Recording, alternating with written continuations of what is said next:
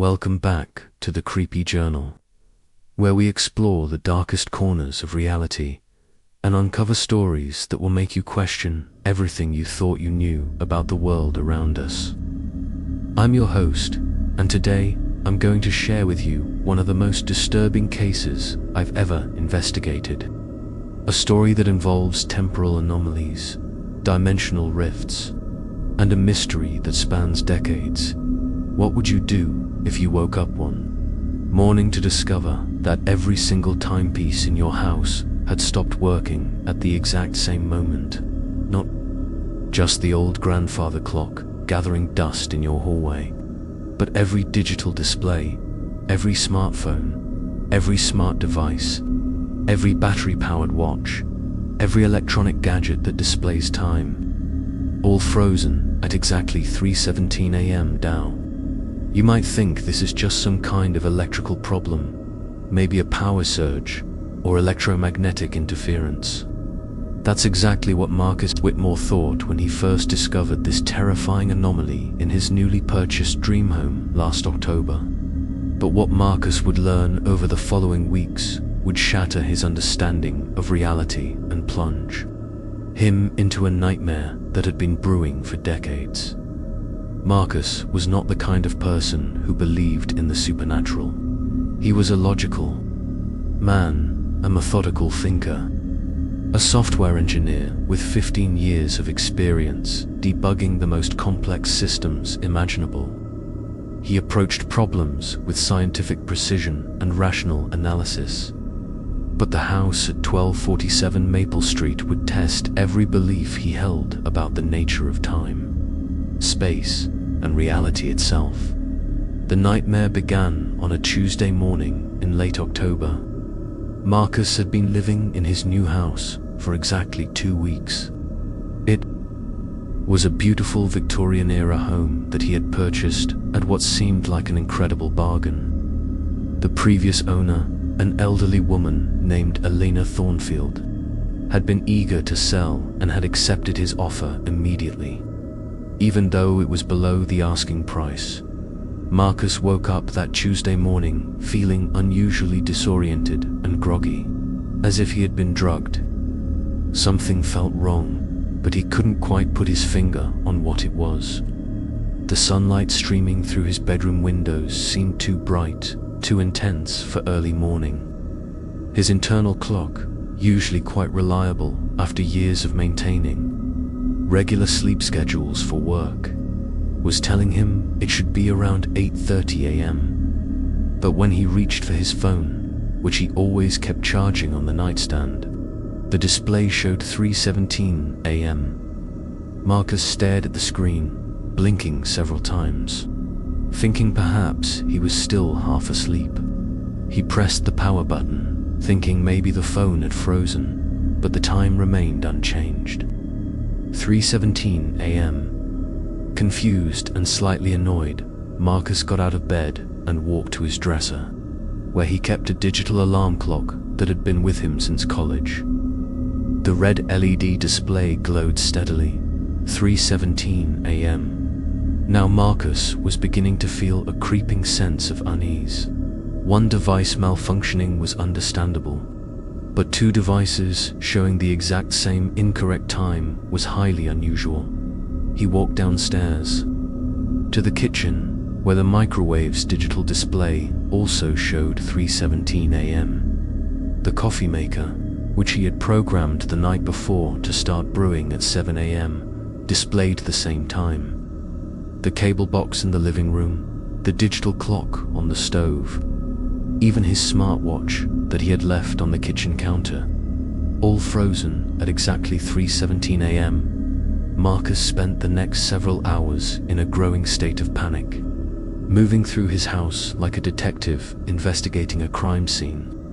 He checked every single device capable of displaying time. The results were always the same. 3:17 a.m. Digital, analog, battery-powered, plugged into the wall, connected to the internet, completely offline. It made no difference whatsoever. Being a software engineer, Marcus approached the problem systematically. His first theory was that some kind of electromagnetic pulse or power surge during the thunderstorm the previous night had damaged all the electronic devices simultaneously. But this theory fell apart when he realized that his analog wristwatch, which required no electricity, was also stopped at 3:17. He spent the entire day troubleshooting with the methodical precision of a seasoned IT professional. He reset every device, performing hard reboots and factory resets. He changed batteries in every battery-operated device. He unplugged everything from the wall and plugged it back in. He checked circuit breakers, inspected wiring, and even brought in a mop to test the electrical outlets. Nothing worked. Every single fix he attempted failed completely. Growing desperate, Marcus called his internet service provider, thinking perhaps some kind of network time synchronization error was causing the problem. The customer service representative was polite, but clearly thought Marcus was experiencing some kind of mental health crisis when he explained that every device in his house was showing the same incorrect time. Marcus then called an electrician, promising to pay emergency rates for an immediate visit. When Jake Morrison, a veteran electrician with 25 years of experience, arrived at the house, he was initially confident that he could solve the problem quickly. But after 4 hours of extensive testing and investigation, Jake was completely baffled. "I've never seen anything like this in my entire career," Jake admitted, shaking his head as he packed up his equipment. "Your electrical system is functioning perfectly. The voltage is stable. The wiring is up to code. There's no interference that I can detect. But somehow, every device that displays time stops working the moment it enters this house." To prove his point, Jake brought in a digital clock from his truck. The moment he plugged it into an outlet in Marcus's living room, the display immediately changed from the correct time to 3:17 a.m. and froze there as the days passed. Marcus began to realize the full extent of his predicament.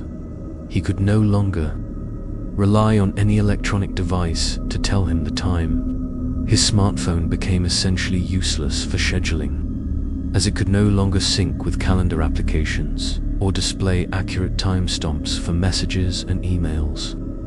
His laptop's system clock would reset to 3:17 a.m. every time he connected to his home Wi-Fi network. Marcus found himself becoming increasingly isolated from the outside world. He had to estimate the passage of time based on the position of the sun and his own internal rhythms. He started using a sundial that he ordered online, but even that seemed unreliable inside the house, as if the very concept of time had become distorted within those walls. The psychological impact was enormous. Marcus found himself becoming anxious and disoriented.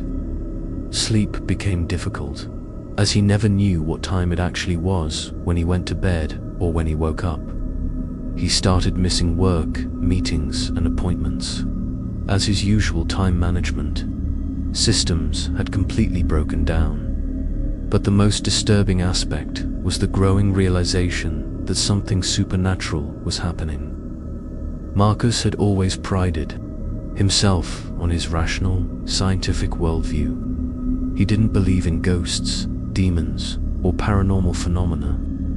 But the clock situation was forcing him to confront the possibility that there were aspects of reality that science couldn't explain. After enduring a full week of temporal chaos, Marcus decided to contact the previous owner of the house, Elena. Thornfield had left her contact information with the real estate agent, and Marcus hoped she might have some insight into what was happening. When Marcus called Elena and explained the situation, there was a long, heavy silence on the other end of the line. Finally, Elena spoke, and her voice was filled with a mixture of sadness and resignation. "I was wondering when that would start again," Elena said quietly. "I should have warned you about the house, but I hoped that maybe it had finally stopped. I prayed that whatever was causing it had moved on." Elena's words sent a chill down Marcus's spine. "You mean this has happened before?" "Oh, Marcus," Elena replied, her voice breaking slightly. "It's been happening for decades. That's why I had to sell the house. I couldn't live with it anymore." They arranged to meet the following day at a small cafe in downtown. Elena Thornfield was a 67-year-old retired librarian who looked much older than her years. She had deep circles under her eyes and the haunted expression of someone who had been carrying a terrible secret for far too long. Elena explained that she had purchased the house in 1991, drawn by its Victorian charm and the surprisingly low price. For the first 8 years, everything had been normal. She had been happy there, turning the house into a warm and comfortable home filled with books and antiques. But in 1999, the clock problems had begun. It started small, Elena explained, stirring her coffee with shaking hands, just occasionally. Maybe once or twice a year, all the clocks in the house would stop at 3:17 a.m. for a few hours. Then they would mysteriously start working again, as if nothing had happened. I thought it was just some kind of electrical quirk, maybe something to do with the old wiring. But over the years, the incidents became more frequent and more persistent. What had started as brief, isolated occurrences gradually escalated into longer periods of temporal disruption. By 2010, the clocks would stop for days at a time. By 2015, they were stopping for weeks. "The last 6 months I lived in that house," Elena continued, "the clocks never worked at all. They were permanently frozen at 3:17 a.m. I had to rely on my car's clock and the time displays on public buildings just to function in the outside world." Elena described the psychological toll of living in a house where time had essentially stopped. She became increasingly isolated, as maintaining any kind of schedule or routine became impossible. Friends and family members grew frustrated with her constant lateness and apparent inability to manage her time. But the worst part, Elena explained, was the growing sense that she was not alone in the house. Especially during the early morning hours, around the time that all the clocks had stopped. "I would hear sounds," Elena whispered, glancing around the cafe as if afraid someone might overhear. Footsteps in the basement, doors opening and closing, voices whispering just beyond the edge of hearing. Always around 3:17 a.m., always in the basement. Elena provided Marcus with a crucial piece of information: the contact details for Detective Ray Castellanos, who had investigated several strange incidents at the house over the years. Elena had called the police multiple times during her residency, reporting unusual sounds, unexplained power outages, and what she described as presences in the house. Detective Castellanos was initially skeptical when Marcus called, but his attitude changed dramatically when Marcus mentioned the address and described the clock phenomenon in detail. "Jesus Christ," Detective Castellanos muttered. "Not that house again." I was hoping the problems had ended when Elena moved out. They met the following day at the police station. Detective Castellanos was a 42-year-old veteran of the force who had been working the same beat for 18 years. He had a reputation for being thorough, professional, and extremely difficult to rattle. But when he talked about 1247 Maple Street, his usual composure cracked slightly. "That house has generated more unusual incident reports than any other property in my jurisdiction," Detective Castellanos explained, pulling out a thick file folder. Strange sounds, unexplained power outages, reports of intruders that we could never find, and yes, multiple people have mentioned problems with their clocks and watches. The detective shared the complete history of the house that he had compiled over the years. Built in 1987 by a contractor named William Hayes, the house had been sold to its first owners, the Morrison family. In early 1988, the Morrisons lived there for less than 3 years before selling suddenly and moving across the country. When Detective Castellanos had contacted them years later as part of his investigation, they had been reluctant to discuss their time at the house, mentioning only that they had experienced unusual disturbances that made them uncomfortable. The second owners, the Chen family, had purchased the house in 1991, but moved out in 1995 after reporting multiple incidents to the police. The third owners, the Henderson family, had lived there from 1997 to 2003, and their residency had ended with the most significant incident in the house's history. Detective Castellanos opened a specific file and spread several photographs and reports across his desk. "This is the case that made me realize we were dealing with something genuinely unusual," he said grimly. In March of 2003, the Henderson family's 8-year-old son had invited his best friend, Tommy Reeves, for a sleepover. Tommy was a bright, healthy child with no history of mental health issues or behavioral problems. But at exactly 3:17 a.m. that night, Tommy had experienced what the official report described as a severe psychological episode. According to the statements from Tommy's parents and the Henderson family, Tommy had suddenly begun screaming in the middle of the night. When the adults rushed to investigate, they found Tommy in the basement, standing in the northeast corner near what had been converted into a small workshop area. The boy was conscious but completely unresponsive, staring at the wall with an expression of absolute terror frozen on his face. Paramedics were called immediately, but they could find no physical injuries or signs of trauma. Tommy's vital signs were stable, but he seemed to be in some kind of catatonic state. He was transported to the local hospital, where he remained unresponsive for nearly 3 weeks.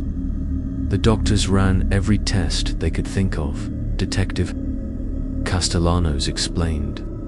CAT scans, MRIs, blood work, psychological evaluations. Everything came back normal. There was no medical explanation for Tommy's condition. When Tommy finally recovered, he had no memory of what had happened that night. The last thing he remembered was going to sleep in his friend's bedroom. He had no recollection of going to the basement or what might have caused his terrifying episode. The Henderson family moved out of the house.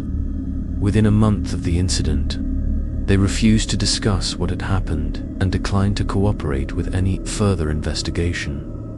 Detective Castellanos suggested that Marcus contact Dr. Vivian Cross, a physicist who specialized in what she diplomatically called unusual phenomena.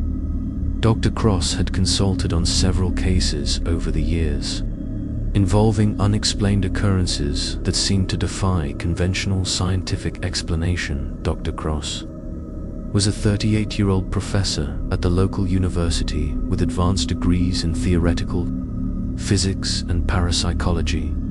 She had published numerous papers on temporal mechanics and dimensional theory, though her more unconventional research was often dismissed by mainstream academia. When Marcus called Dr. Cross and described the situation, she was immediately intrigued. "What you're describing sounds like some kind of localized temporal distortion," she explained. "There are theoretical scenarios in quantum physics where time dilation could occur on a very small scale, but nothing that would specifically affect electronic devices in the way you're describing." Dr. Cross arrived at the house the following Saturday morning with several cases of sophisticated monitoring equipment.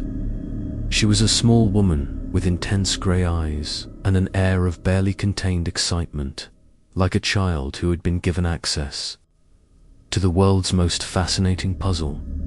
She immediately began taking baseline measurements throughout the house, using devices that Marcus didn't recognize: electromagnetic field detectors, radiation counters, temperature sensors, and several instruments that she described as experimental prototypes designed to detect anomalies in space-time itself.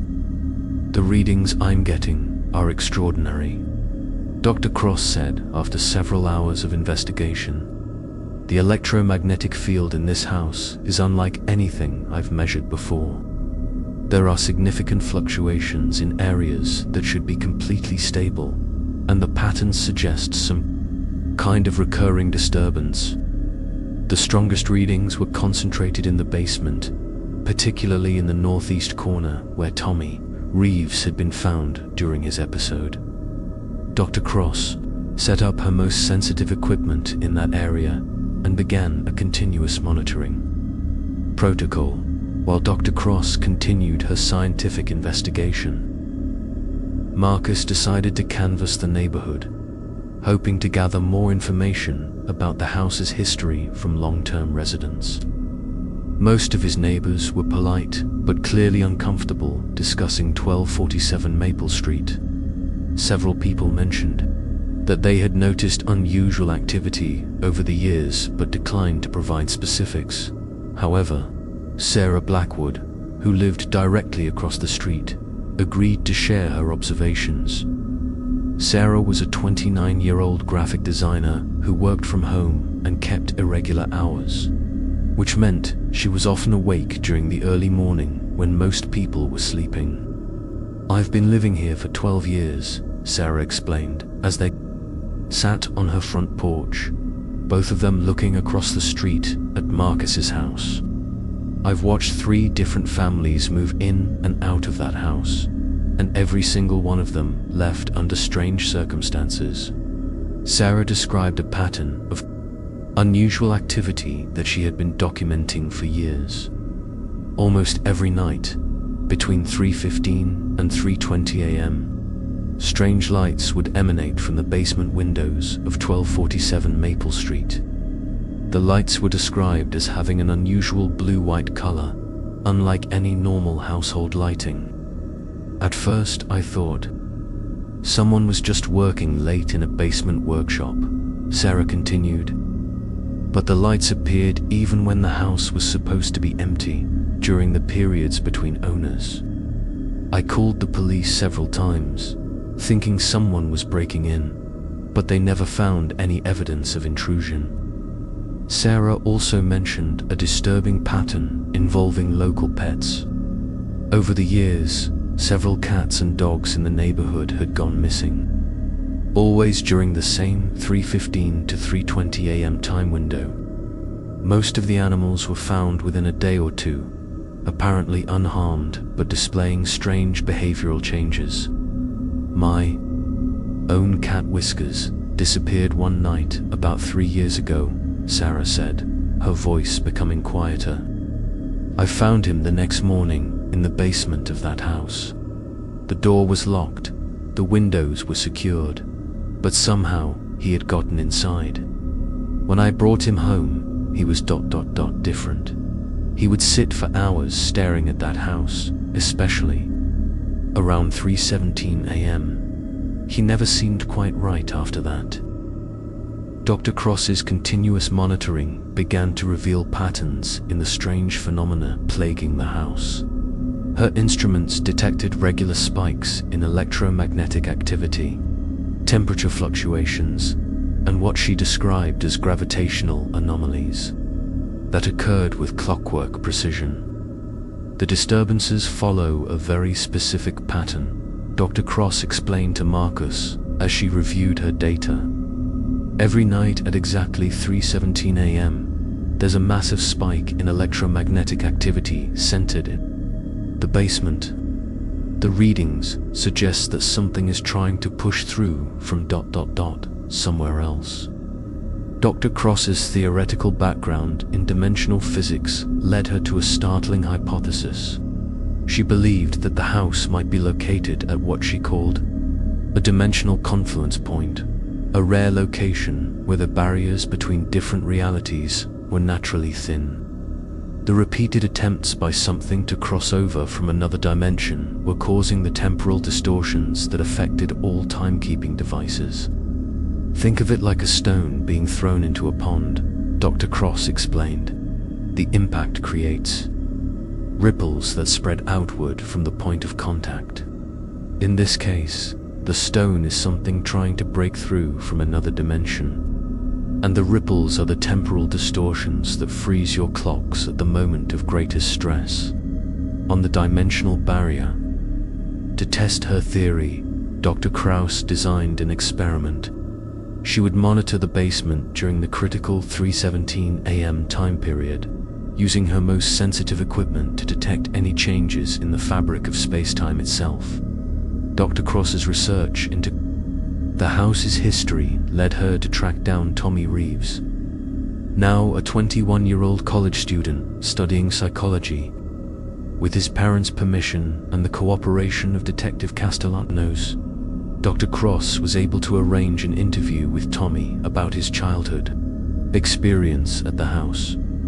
Tommy was initially reluctant to discuss what had happened to him 18 years earlier. He had built a successful life for himself and had no desire to revisit what he considered to be a traumatic and confusing period from his childhood. But Dr. Cross's gentle persistence and scientific approach eventually convinced him to cooperate. Under careful questioning, Tommy began to remember fragments of that terrifying night. The memories came back slowly, like pieces of a jigsaw puzzle that had been scattered and forgotten. "I remember going downstairs during the sleepover," Tommy said, his voice barely above a whisper. "My friend David was asleep, but I heard something calling to me. Not exactly a voice, but something that made me feel like I needed to go to the basement." Tommy described being drawn to the northeast corner of the basement, where the Henderson family had set up a small workshop area. But what he found there defied all rational explanation. "There was an opening in the wall," Tommy continued, his hands trembling slightly as he recalled the memory. "But it wasn't like a door or a window.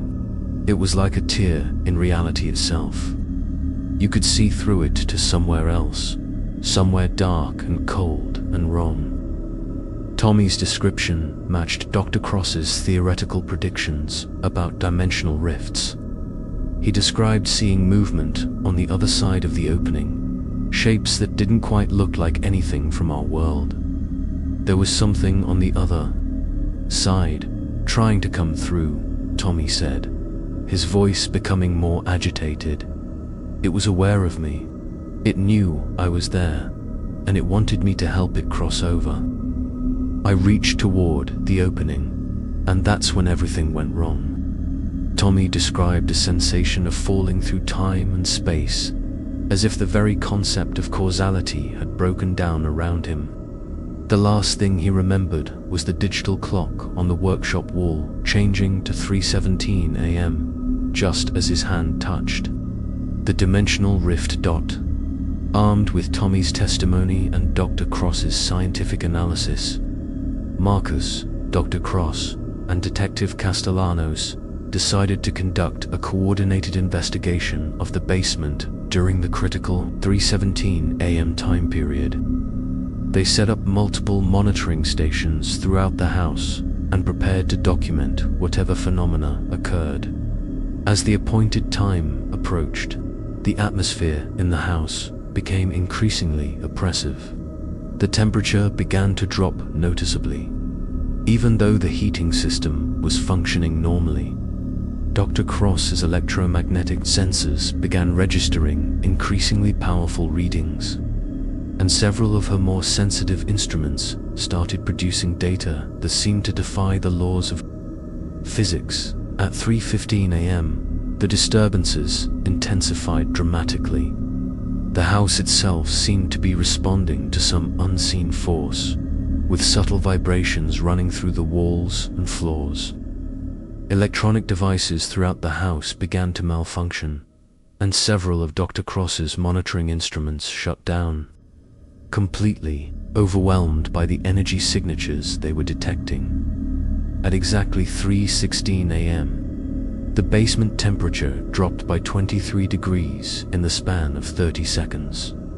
Dr. Cross's remaining functional equipment registered gravitational anomalies that should have been impossible at such a small scale.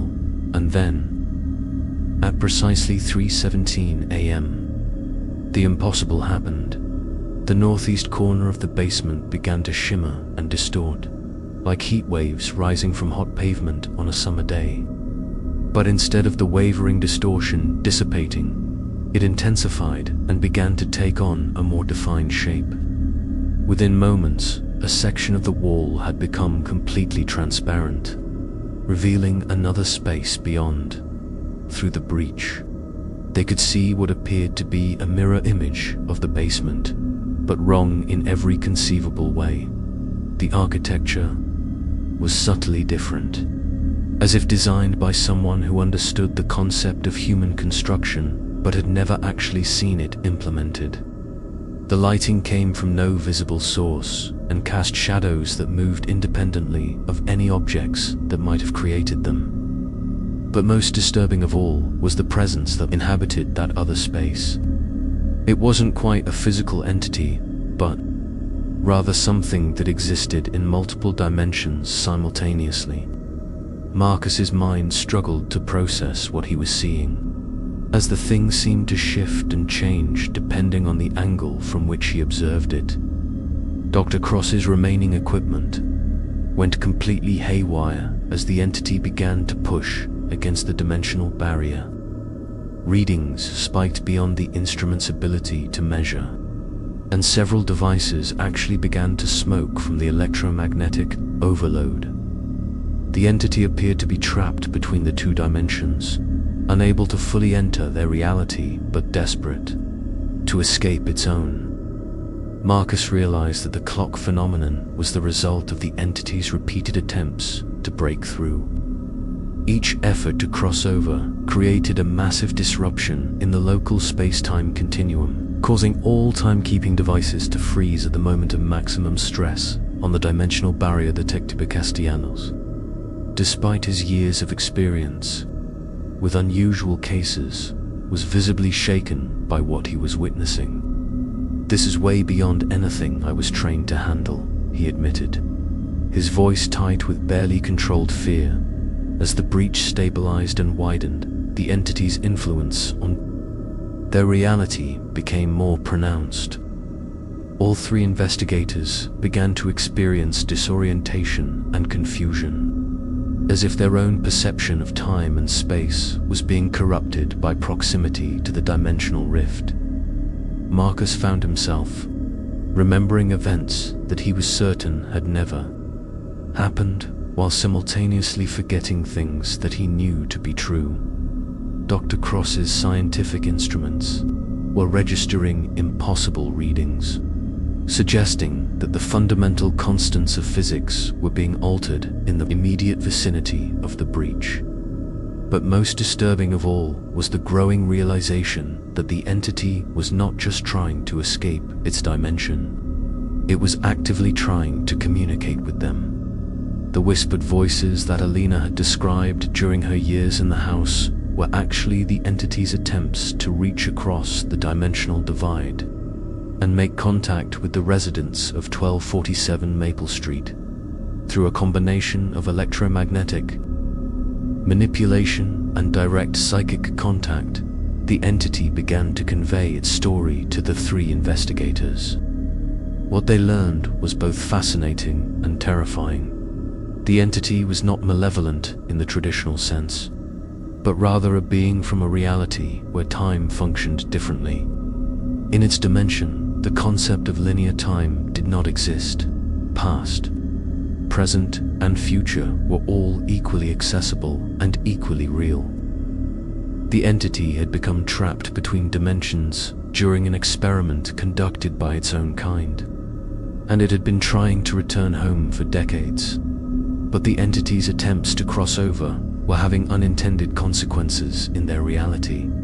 Each effort to breach the dimensional barrier created temporal distortions that grew stronger over time. If the entity continued its attempts indefinitely, the distortions would eventually spread beyond the house and begin affecting the broader area. Through the entity's communications, Marcus and his team learned the truth about the previous residents of 1247 Maple Street. Each family that had lived in the house had been affected by the entity's presence in different ways. The Morrison family, the first owners, had been sensitive to the entity's initial weak attempts at contact. They had experienced what they described as unusual dreams and a growing sense of unease that eventually drove them to sell the house and move across the country. The Chen family had been more directly affected, experiencing the early stages of the clock phenomenon and reporting strange sounds and apparitions. Their 4-year residency had ended when their young daughter began claiming that she could see the sad man in the basement who wanted help getting home. The Henderson family had lived in the house during a period when the entity's attempts to cross over were becoming more frequent and more powerful. Their son's friend, Tommy Reeves, had been particularly sensitive to the entity's psychic emanations and had been drawn to the basement during one of the most powerful breakthrough attempts. Elena Thornfield had endured the longest exposure to the entity's influence, living in the house for over 30 years as the dimensional breaches became increasingly frequent and persistent. Her gradual isolation and psychological deterioration had been the result of decades of exposure to temporal distortions and psychic contact with an alien intelligence. Dr. Cross, despite her fear and disorientation, began to formulate a plan to resolve the crisis. Her understanding of dimensional physics suggested that the breach could be sealed, but only if they could precisely counteract the entity's efforts at the exact moment of its maximum attempt to cross over. Using a combination of electromagnetic field generators, carefully calibrated to produce interference patterns that would strengthen the dimensional barrier, Dr. Cross believed they could permanently seal the rift. However, the process would be extremely dangerous, as it would require them to remain in the basement during the entity's most powerful breakthrough attempt. The plan required precise timing and coordination. Dr. Cross would monitor the entity's energy output and calculate the exact moment when its efforts would peak. At that precise instant, Marcus and Detective Castellanos would activate the field generators, creating a barrier that would force the entity back into its own dimension and seal the breach permanently. But there was a significant risk. If their timing was off by even a few seconds, the field generators could destabilize the dimensional barrier entirely, potentially opening a permanent gateway between the two realities. The consequences of such a failure would be catastrophic, not just for the house, but potentially for the entire region. The team decided to attempt the sealing procedure the following night, giving Dr. Cross time to fine-tune her equipment and prepare for the most critical experiment of her career. Marcus spent the day in a state of nervous anticipation, knowing that the success or failure of their plan would determine not only his own future, but potentially the safety of everyone in the surrounding area. As 3:17 a.m. approached on what they hoped would be the final night of the dimensional crisis, the three investigators took their positions in the basement. Dr. Cross had arranged her equipment in a precise configuration around the northeast corner, with electromagnetic field generators positioned at specific angles and distances from the breach point. The familiar signs of the entity's approach began right on schedule. The temperature dropped, electromagnetic readings spiked, and the oppressive atmosphere that had become all too familiar settled over the house. But this time, they were prepared. At 3:16 a.m., the dimensional breach began to open, shimmering and distorting as the entity pushed against the barrier between worlds. Dr. Cross monitored her instruments with intense concentration, waiting for the precise moment when the entity's efforts would reach their peak. The entity, sensing that this night was different, seemed to increase its efforts beyond anything they had previously witnessed. The breach opened wider than ever before, and the alien landscape beyond became clearly visible. The entity itself pressed against the dimensional barrier with desperate intensity, somehow aware that this might be its last opportunity to escape its interdimensional prison. At exactly 3:17 a.m. and 37 seconds, Dr. Cross shouted the command to activate the field generators. Marcus and Detective Castellanos simultaneously triggered the devices, sending precisely calibrated electromagnetic pulses toward the dimensional breach. The effect was immediate and dramatic. The electromagnetic fields, created by Dr. Cross's generators, interacted with the dimensional breach in exactly the way her calculations had predicted, creating a reinforcing barrier that began to push the entity back into its own reality. But the entity fought against their efforts with terrifying desperation. The entire house shook as if caught in an earthquake, and the air filled with a sound that was part scream, part electronic interference, and part something entirely alien to human experience. For several minutes, the outcome remained uncertain. The entity's power seemed to match the output of their field generators, creating a stalemate that threatened to tear the house apart. Plaster fell from the ceiling, windows cracked, and several of Dr. Cross's instruments overloaded and shut down. But gradually, slowly, the dimensional barrier began to strengthen. The breach started to contract, forcing the entity back into its own reality despite its increasingly frantic efforts to resist. The alien landscape beyond the rift became dimmer and less distinct as the opening between worlds grew smaller at 3:18 a.m. and 43 seconds. The dimensional breach sealed completely with a sound like thunder rolling through the basement. The entity's presence vanished instantly, taking with it the oppressive atmosphere that had plagued the house for decades. In the sudden silence that followed, Marcus noticed something extraordinary. Every clock in the house had suddenly sprung back to life, displaying the correct time for the first time since he had moved in. Dr. Cross's remaining instruments showed electromagnetic readings that were completely normal, and the temperature in the basement began to return to its usual level. The success of their intervention was immediately apparent. Not only had the clocks begun working normally, but the entire atmosphere of the house had changed. The subtle sense of wrongness that Marcus had been unable to identify but had constantly felt was completely gone. For the first time since moving in, the house felt like a normal, comfortable home. Dr. Cross spent the following week conducting follow-up measurements to ensure that the dimensional breach had been permanently sealed. Her instruments detected no unusual activity, and the electromagnetic readings remained stable and normal. The temporal distortions that had plagued the house for decades appeared to have ended completely. Detective Castellanos filed a detailed report about the incident, though the official version was carefully edited to remove references to dimensional breaches and alien entities.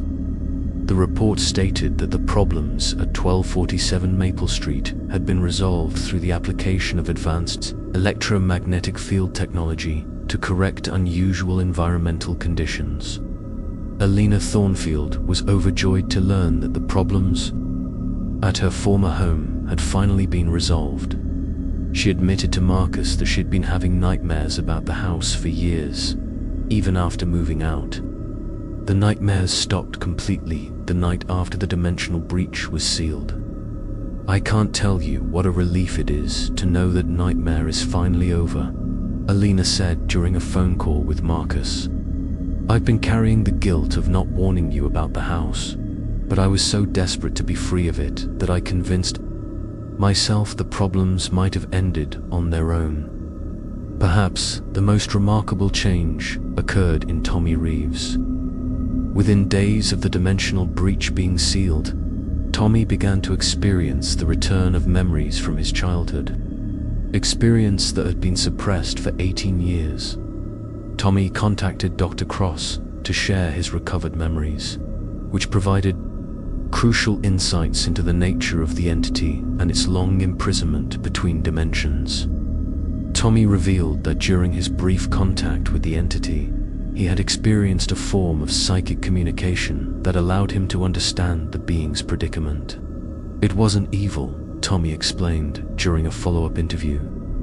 It was just lost and desperate to get home. It had been trapped between dimensions for what felt like centuries from its perspective, even though it had only been decades in our time. The entity experienced time differently than we do, so what seemed like a relatively short period to us felt like an eternity of isolation to it.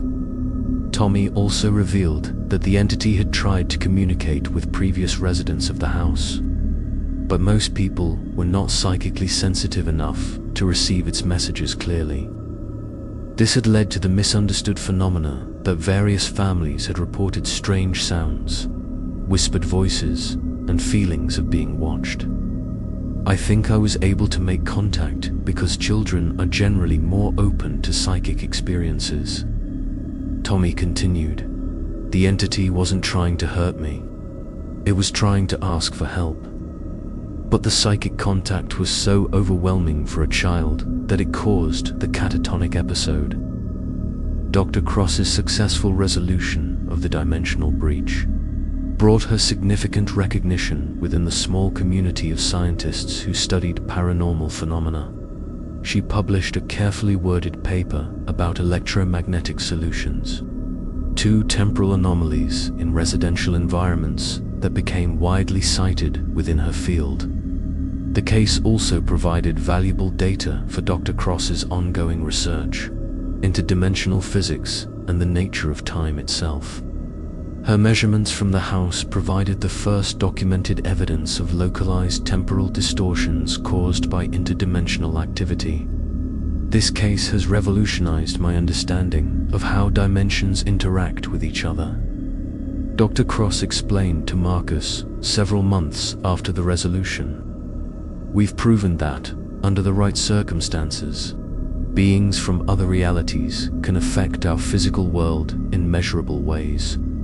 The implications for physics and our understanding of the universe are staggering. Dr. Cross established a permanent monitoring station in Marcus's basement with his permission to watch for any signs that the dimensional breach might attempt to reopen. Her instruments have detected no unusual activity in the months since the sealing, suggesting that their solution was indeed permanent. The case also led to Dr. Cross being contacted by other homeowners experiencing similar phenomena. She has since investigated 3 additional cases of temporal anomalies in residential properties, though none were as severe or long-lasting as the situation at 1247 Maple Street. But Marcus decided to remain in the house after the dimensional crisis was resolved. The property had become much more than just a place to live. It was the site of his transformation from a purely rational, scientific thinker to someone who understood that reality was far more complex and mysterious than he had ever imagined. The experience changed my entire worldview, Marcus reflected months later. I used to think that everything could be explained by logic and science. Now I understand that science is just one tool for understanding reality, and there are aspects of existence that we're only beginning to glimpse. The house itself seemed to respond positively to the resolution of its supernatural problems. Marcus began to notice improvements that couldn't be explained by normal maintenance. Paint that had been fading began to look fresh again. Creaky floorboards became solid and quiet. And the overall atmosphere of the home became warm and welcoming in a way that went beyond mere physical comfort. Marcus also discovered that his experience with the dimensional breach had left him with certain enhanced sensitivities. He found that he could detect electromagnetic anomalies with unusual accuracy, and he occasionally experienced what he described as temporal echoes, brief glimpses of events that had occurred in specific locations in the past.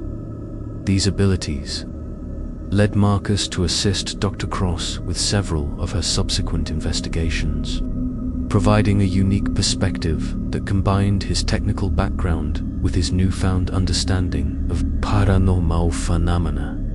The resolution of the problems at 1247 Maple Street had unexpected positive effects on the entire neighborhood. Sarah Blackwood reported that the strange lights she had observed for years stopped appearing completely the night the dimensional breach was sealed. More significantly, the pattern of missing pets that had plagued the area for decades came to an abrupt end. Local veterinarians also reported a decrease in unusual behavioral problems among animals in the neighborhood, suggesting that the dimensional disturbances had been affecting the local ecosystem in ways that hadn't been fully understood. Property values in the area began to increase for the first time in years, as the subtle but persistent sense of unease that had affected the neighborhood gradually dissipated. Real estate agents noted that potential buyers no longer complained about bad vibes when touring homes in the vicinity of Maple Street. Sarah Blackwood became friends with Marcus, and she often mentioned how much more comfortable she felt in her own home after the resolution of the dimensional crisis. I didn't realize how much the situation across the street was affecting me until it stopped, Sarah explained. I had been having trouble sleeping for years, and I was constantly anxious without understanding why. Now I sleep through the night, and my overall stress levels have dropped dramatically. 6 months after the dimensional breach was sealed, Detective Castellanos reported that the number of unusual incident reports in his jurisdiction had decreased significantly. The strange occurrences that had been concentrated around 1247 Maple Street appeared to have ended completely, and the overall atmosphere of the neighborhood had improved measurably. It's remarkable how much one resolved case can affect an entire area, Detective Castellanos observed. I've been working this beat for nearly 2 decades, and I've never seen such a dramatic improvement in community stability after addressing a single problem property. The detective also noted that several cold cases involving unusual incidents in the neighborhood had been effectively closed, as it became clear that many of the strange reports from previous years had been side effects of the dimensional disturbances. Emanating from Marcus's house, Elena Thornfield experienced a remarkable improvement in her overall health and well-being after learning that the house's problems had been resolved. Her doctor reported improvements in her sleep patterns, blood pressure, and general anxiety levels that couldn't be explained by any medical intervention. It's as if a weight I didn't even know I was carrying has been lifted from my shoulders, Elena told Marcus during one of their periodic phone conversations. I'm finally able to put that chapter of my life behind me and move forward. Tommy Reeves's recovery of his suppressed memories proved to be therapeutic rather than traumatic. With the help of a psychologist who specialized in unusual experiences, Tommy was able to integrate his childhood encounter with the dimensional entity into his understanding of himself and his place in the world. For years, I had this sense that something important had happened to me, but I couldn't remember what it was, Tommy explained. Now that I have the complete picture, I feel like I can finally understand who I am and why I've always been drawn to studying psychology and human consciousness. Tommy's experience with the entity had left him with enhanced empathic abilities that proved valuable in his psychology studies. He found that he could understand and connect with patients who had experienced trauma or unusual phenomena in ways that other therapists couldn't match. Tommy also began working with Dr. Cross as a research assistant, helping to develop protocols for safely investigating paranormal phenomena. His unique perspective as someone who had survived direct contact with an interdimensional entity made him invaluable to the research team. Tommy's insights have been crucial to our understanding of how these phenomena affect human consciousness, Dr. Cross noted. His experience provides a bridge between the scientific and experiential aspects of our research. The successful resolution of the dimensional breach at 1247 Maple Street became a landmark case in the field of paranormal research. Dr. Cross's detailed documentation of the investigation and resolution process provided a template for addressing similar phenomena in other locations. The case also attracted the attention of government agencies interested in understanding and potentially weaponizing dimensional manipulation technology. However, Dr. Cross was careful to limit access to her research, recognizing the potential dangers of misusing the techniques she had developed. The technology we used to seal the dimensional breach could theoretically be adapted to open new breaches, Dr. Cross explained to Marcus during one of their follow-up meetings. We have a responsibility to ensure that this knowledge is used only for peaceful and protective purposes. Dr. Cross established a small research institute dedicated to studying dimensional phenomena and developing methods for safely resolving supernatural crises. The institute operates under strict ethical guidelines and works closely with local law enforcement agencies to address cases involving paranormal activity. The work conducted at the institute has led to the development of early warning systems that can detect dimensional instabilities before they become dangerous, potentially preventing future incidents like the one that plagued 1247 Maple Street for decades. The case at 1247 Maple Street has forced the scientific community to reconsider fundamental assumptions about the nature of reality and the possibility of parallel dimensions. While mainstream academia remains skeptical, a growing number of physicists are beginning to take seriously the possibility that interdimensional phenomena may be more common than previously thought. Dr. Cross's research has also contributed to advances in our understanding of time itself. Her measurements of the temporal distortions caused by the dimensional breach have provided new insights into the malleable nature of causality and the relationship between consciousness and the flow of time. This case has opened up entirely new avenues of scientific inquiry, Dr. Cross noted in a recent interview. We're beginning to understand that time, space, and consciousness are far more interconnected than we ever imagined. The implications for physics, psychology, and philosophy are profound. The case has also had practical applications beyond the realm of theoretical science.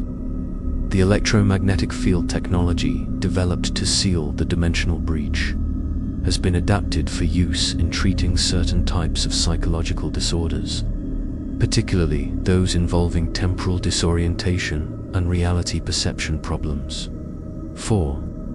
Marcus, the resolution of the supernatural crisis in his home marked the beginning of a new chapter in his life. His experience with the dimensional entity and the successful sealing of the breach had fundamentally changed his understanding of what was possible in the universe. I used to think that reality was fixed and predictable, Marcus reflected. Now, I understand that we live in a universe full of mysteries that we're only beginning to explore. The experience has made me more open-minded, more curious, and more humble about the limits of human knowledge. Marcus's newfound perspective influenced every aspect of his life. He approached his work as a software engineer with greater creativity and flexibility, recognizing that complex problems often required unconventional solutions. His relationships with friends and family deepened as he became more empathetic and understanding of different perspectives and experiences.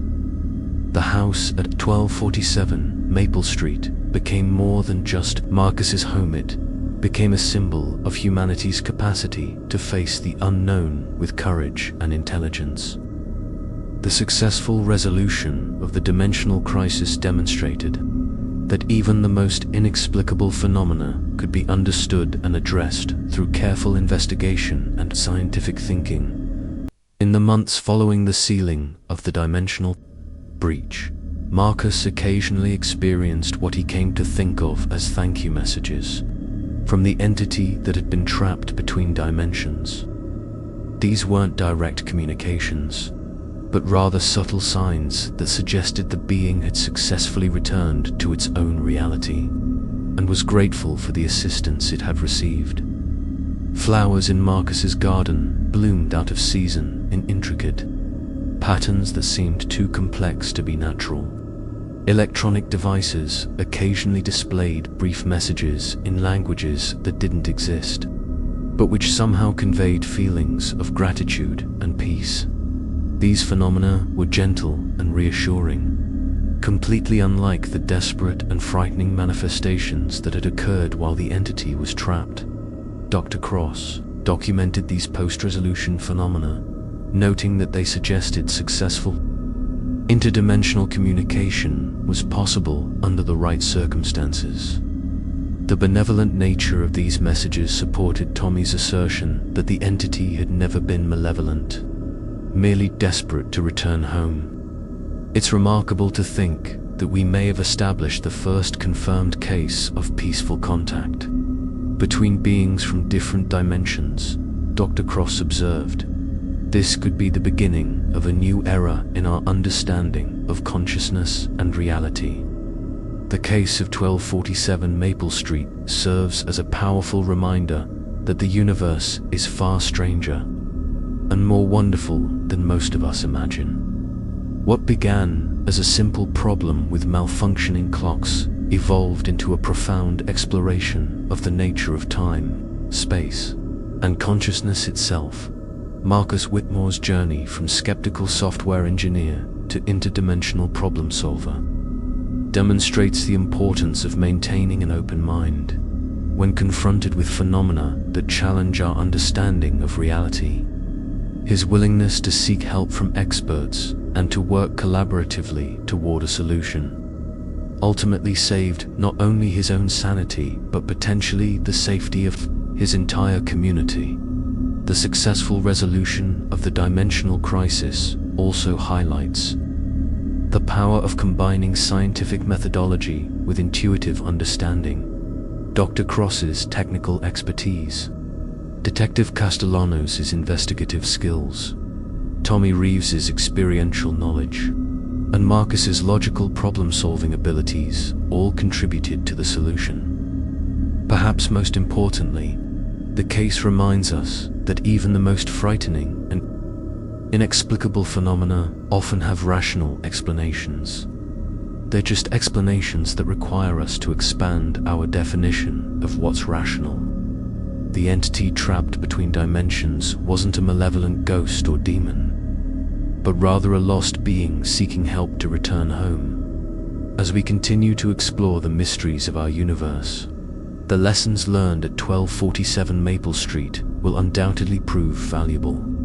The techniques developed to seal the dimensional breach, the protocols established for investigating paranormal phenomena, and the insights gained into the nature of interdimensional contact will help future researchers address similar crises. with greater confidence and success. Today, 1247 Maple Street stands as a normal, comfortable home where time flows at its natural pace and all the clocks work perfectly. Marcus continues to live there, having transformed the once haunted property into a place of peace and scientific discovery. The basement where the dimensional breach once opened now serves as Marcus's home office, equipped with some of Dr. Cross's monitoring equipment to ensure that the dimensional seal remains intact. The northeast corner where Tommy Reeves encountered the entity has been converted into a small library, filled with books on physics, consciousness, and the nature of reality. Visitors to the house often comment on its warm and welcoming atmosphere, completely unaware of the extraordinary events that once unfolded within its walls. The only hint of the house's unusual history is a small plaque that Marcus installed near the front door, which reads simply, "Time heals all wounds, and sometimes we must heal time itself." The story of every clock in the house being stuck at 3:17 a.m. is ultimately a story about human resilience, scientific curiosity, and the power of cooperation in the face of the impossible. It reminds us that no matter how strange or frightening our circumstances may become, there is always hope for understanding and resolution. Marcus Whitmore learned that reality is far more flexible than he had ever imagined.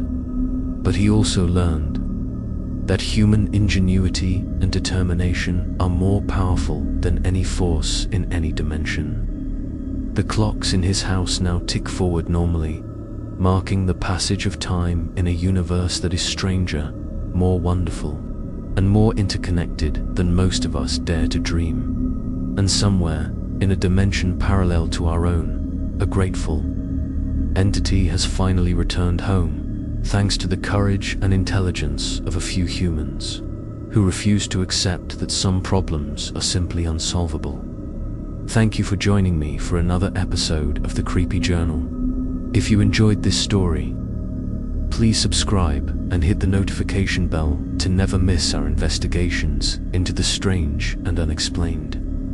Leave a comment below sharing your own experiences with unexplained phenomena.